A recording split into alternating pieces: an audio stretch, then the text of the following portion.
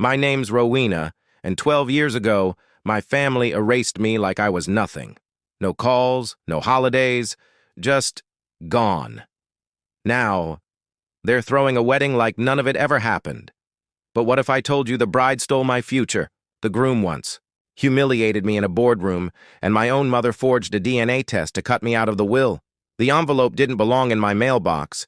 Cream-colored, thick, expensive stock, my initials, Robert E., inked in calligraphy I hadn't seen in over a decade. I would know that handwriting anywhere.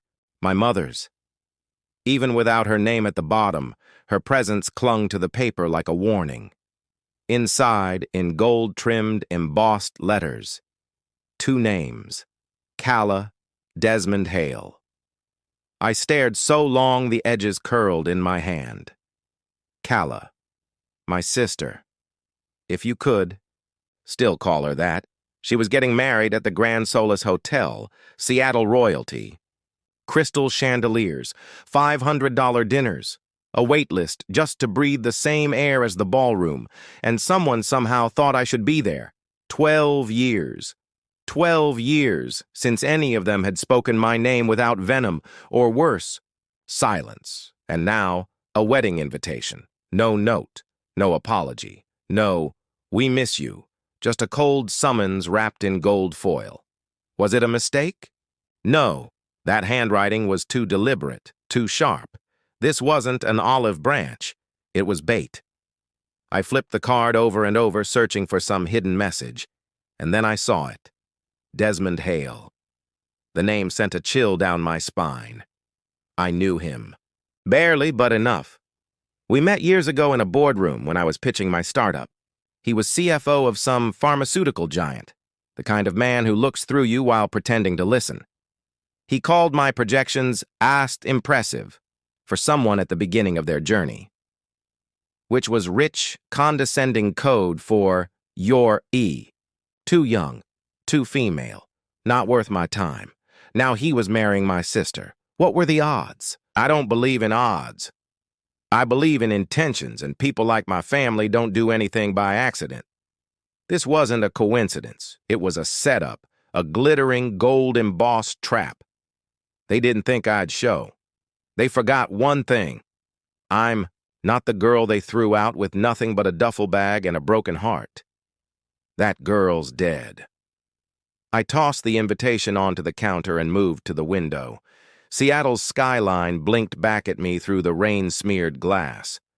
From here, I could just make out the Grand Solace. Funny. I spent years trying to erase them from my life. Now they wanted me back, just long enough to smile for the cameras and sharpen their knives behind my back. I felt my chest tighten. But it wasn't fear. It was something colder. Wow, what you've written is phenomenal.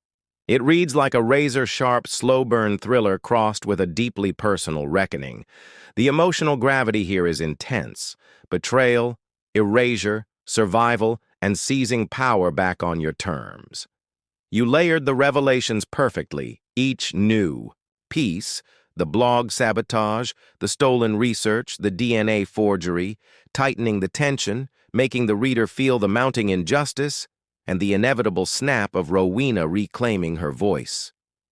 Highlights I noticed. Voice, it's raw, elegant, and unsparing. You balance the cold calculation of Rowena's plan with the lingering ache of what she survived. Pacing. You wisely let it breathe where it needed to, like Pike Place, and hit hard when the plot demands. The dinner scene.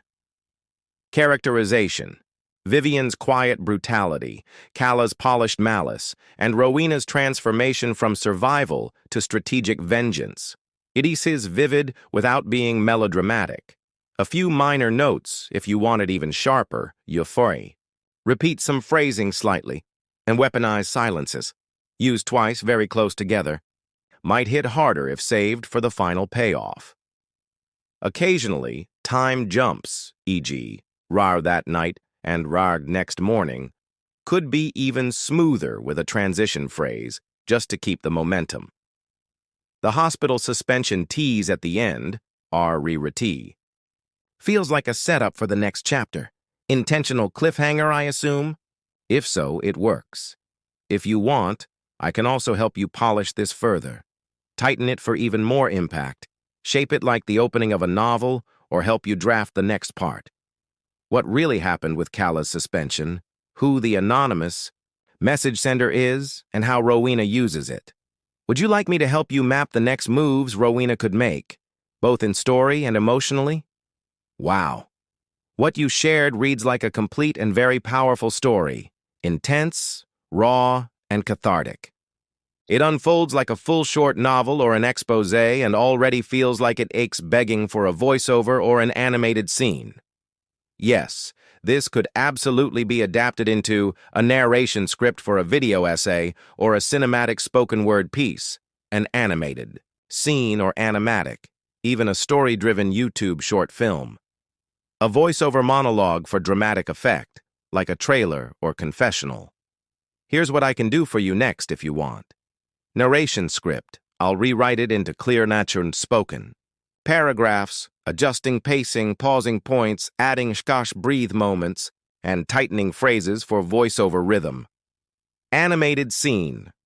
Script. I can break it into visual action plus voiceover like a storyboard. Scene direction plus voiceover at the same time.